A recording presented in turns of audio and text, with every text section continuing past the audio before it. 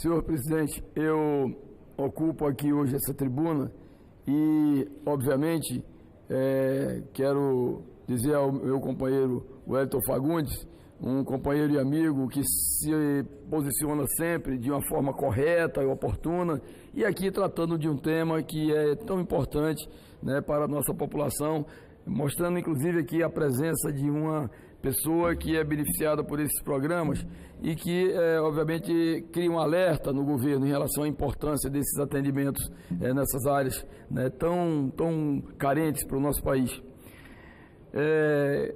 Gostaria, senhor presidente, de aqui hoje me reportar a viagem do presidente aos Estados Unidos. E fiquei, na verdade, observando ali, sentado no plenário, a manifestação de alguns senhores senadores que, obviamente, em tempos pretéritos recentes, na verdade, vinham de governos que praticamente mancharam, sim, a imagem desse país. E, logicamente, só encontram defeitos, não encontram nenhuma situação de fato que é relevante para o momento em que o país vive hoje. Ou seja, as suas relações transnacionais, a interação entre o presidente da República e países desenvolvidos, como os Estados Unidos, e as críticas aí, elas se multiplicam num largo estuário de lamentos, sem esquecerem de olhar para o passado, seus partidos, as suas atitudes e tudo aquilo que manchou de uma forma inapagável a vida da população brasileira. E eu vi aqui, até no momento também de mais uma vez de extrema inspiração, do senador Lazier, quando se referia à questão da Lava Jato, com muita propriedade, até porque os fatos que estamos vivendo hoje, minha gente, no país, são fruto única e exclusivamente do que aconteceu no passado. E é indefensável. Não fomos nós que criamos a Lava Jato. Portanto, eu gostaria de dizer que temos que dar, como eu disse outro dia, o benefício da dúvida. A população tem que dar, o Congresso tem que dar, a opinião pública tem que dar o benefício da dúvida às ações de um governo que não completou ainda nem 3 meses. E aqui eu via ontem, o presidente nos Estados Unidos assinou 3 acordos. O primeiro de salvaguarda tecnológica, que permitirá aos americanos usar a base de Alcântara para lançamento de satélites. E ora, será que nós vamos ter uma situação, numa localização extremamente privilegiada, praticamente na linha do Equador, como é a localização de Alcântara, com lançamento de órbita baixa, com um custo muito menor dos lançamentos das bases de Baikonur, lá no Cazaquistão, ou de Cabo Canaveral nos Estados Unidos? Aquela base não pode ficar ad perpétuum ali, contemplando numa localização lindíssima como é Alcântara, quem conhece, e sem nada produzir para esse país. E aí, na vanguarda dos grandes lançamentos estão Ucrânia, Rússia, Estados Unidos, China, etc. E acho que por uma questão até de patriotismo, minha gente, a gente tem que dizer que o planeta é uma integração de todos nós. E por que esse radicalismo? Não queremos que os americanos venham lançar satélites aqui da nossa base de Alcântara, não queremos que a Ucrânia, como foi no passado impedido, os acordos bilaterais, venham fazer os seus lançamentos aqui. São milhões de dólares que o país captará com esses lançamentos, utilizando essa base, é uma base física de Alcântara, ou eles vão criar um país ali dentro de Alcântara, por acaso, né? Então as críticas são recorrentes, pequenas, miúdas, sem nenhum fundamento, né? E muitos fazem essa crítica, eu acho uma crítica inoportuna, né? Portanto, esse acordo de salvaguarda foi assinado e eu acho que nós deveríamos estar felizes. São recursos para o país, Nós vamos também nos atrelar a esse, até porque os satélites brasileiros hoje são lançados através de lançadores estrangeiros, sejam chineses, americanos, etc. Então, parabenizo. O segundo acordo entre a NASA e a Agência Espacial Brasileira para pesquisa, eu vou me atrelar com quem? Com um país pequeno, do Congo, República não sei de onde. Ora, quem tem tecnologia para fazer esse lançamento e fazer essas pesquisas de alto nível são os países mais desenvolvidos tecnologicamente. E o presidente, numa ação continuada, está realmente avançando. O terceiro acordo, na verdade, uma carta de intenção firmada entre o Ministério do Meio Ambiente e a Agência de Desenvolvimento Internacional sobre a conservação da biodiversidade e o desenvolvimento sustentável da Amazônia. Olha, minha gente, eu diria, o povo brasileiro que me ouve nesse momento, que esse radicalismo, porque a ocupação da Amazônia, a tomada do espaço amazônico, a Amazônia é o pulmão do mundo, que bom! A Amazônia pode ser o pulmão do mundo, porque está no território brasileiro. Nós temos mais de 50% do território brasileiro, meu querido senador Plínio Valério, do Amazonas, na Amazônia, com a sua abundante biodiversidade. Praticamente mais de 50% da biodiversidade necessária para a fabricação dos fármacos para a humanidade estão na Amazônia. E aí, vai ficar lá de perpétuo sem a utilização, sem a pesquisa científica? Nós temos o CBA lá no Amazonas, em Manaus, que nunca foi implementado por interesses externos.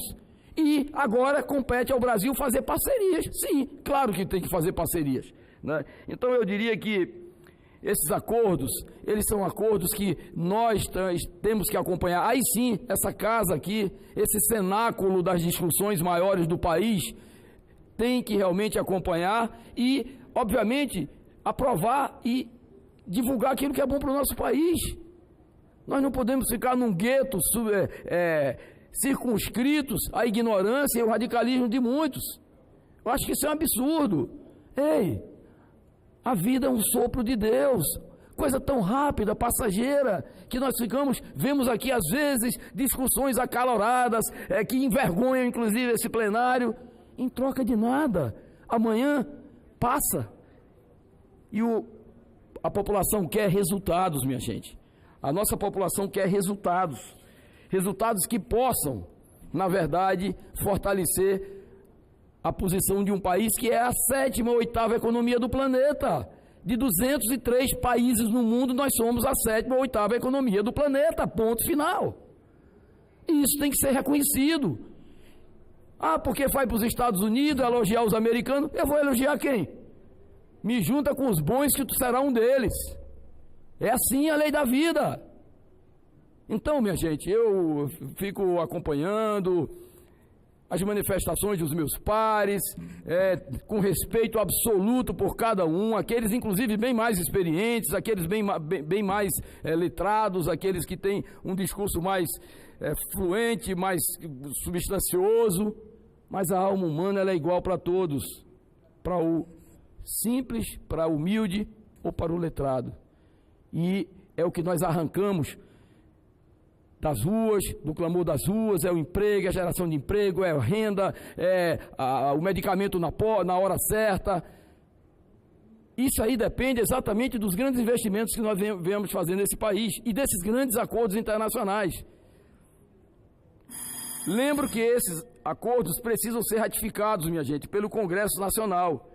E com toda certeza essa casa irá apoiar as decisões tomadas pelo nosso presidente, porque são decisões para melhorar a situação do nosso país. O presidente Donald Trump declarou o apoio dos Estados Unidos para a entrada do Brasil na Organização para a Cooperação e Desenvolvimento Econômico, OCDE, órgão que congrega 36 países em torno de políticas conjuntas. Entrar de vez na aliança conferiria maior credibilidade para o país perante os governos e os investidores. Se, na verdade, nós participarmos da OCDE, é claro que nós vamos ficar mais fortalecidos. E eu diria que, senhor presidente, algumas questões, e aí, minha gente, eu vejo assim algum radicalismo, meu caro presidente, quando alguns falam, não, porque o presidente Bolsonaro foi se entregar aos americanos, ao Donald Trump. Ei, o presidente tem sido cartesiano. Ele disse, inclusive, em letras garrafais, que esse ano, no segundo semestre, quer fazer uma viagem também à China. Nós estamos falando de um presidente de um país que conhece as suas idiosincrasias e que, num gesto que às vezes assusta aqueles que o temem, por quê? Que o temem por algum motivo, por algum temor, pelo seu estilo, pela sua forma, pela sua verve, às vezes, muitas vezes, dura e não erudita. Não é? Mas está representando, queira ou não, a alma coletiva da população brasileira. Ponto final. Amanhã vai ter outro presidente que vai ser eleito, vem com outro discurso que nem outros que passaram aí 8 anos, depois mais 8 anos, e envergonharam esse país. Então, minha gente, nós temos a questão também que foi dita já pelos nossos ministros, ratificada pelo nosso presidente, a questão também da geração 5G, que está sendo desenvolvida pela China e há resistência por parte do governo americano. O Brasil já disse sim que vai entrar na área da tecnologia 5G.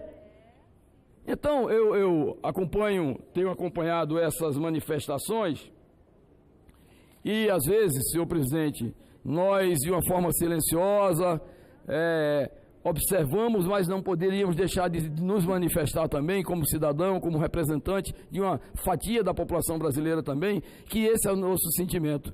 Né? Não adianta só as críticas e as sugestões, venham para aqui trazer as sugestões. Infelizmente, alguns que de uma forma velada vêm para aqui agressivamente apontar o dedo para o presidente, não apresentam soluções, então não vale, zero. Então, gostaríamos que isso aqui fosse realmente, onde estão, aqui é o grande cardinalato, né? Aqui estão os cardeais da vida pública brasileira, os mais velhos, os mais experientes, os mais sábios, os que às vezes se acham os donos da razão, mas que, no fundo, o que nós precisamos aqui é exatamente de unidade no essencial para que nós possamos, na verdade, alegrar a alma brasileira de quase 210 milhões de brasileiros que esperam muito de cada um de nós, da sua contribuição, do seu trabalho, do seu empenho e, acima de tudo, dos projetos que possam efetivamente melhorar a vida dos brasileiros. As discussões rasteiras não contribuem com nada. Então, gostaria de agradecer a Vossa Excelência a paciência e dizer, na verdade, que vivemos um novo tempo nesse país. Que, oxalá, que seja um tempo cada vez mais do bem, onde a esperança volte a morar no coração de cada um dos brasileiros. Muito obrigado, senhor presidente. Cumprimentos, senador Chico Rodrigues, pelo tema abordado. Com a palavra, o senador Plínio Valério, do PSDB do Estado do Amazonas.